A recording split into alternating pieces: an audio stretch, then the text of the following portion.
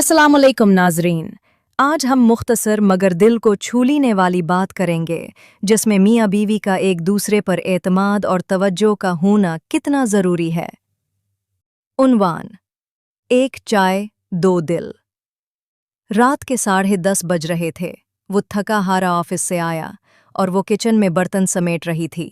ना कोई खास बात हुई, न कोई शिकायत, बस खामोशी दोनों के बीच आकर बैठ गई।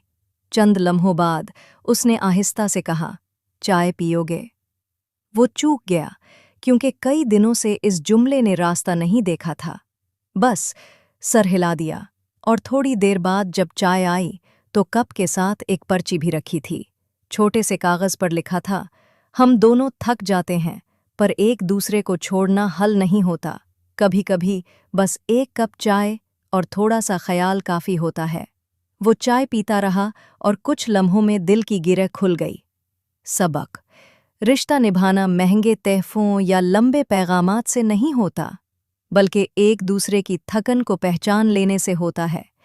मियाँ बीवी अगर एक दूसरे के खैर खाह बन जाएं तो घर सुकून बन जाता है और बाकी रिश्ते खुद खूबसूरत लगने लगते हैं। मोहब्बत तब मुकम्मल होती है जब एतमाद, तवज्जो और इज़्ज़त उसके साथ हो।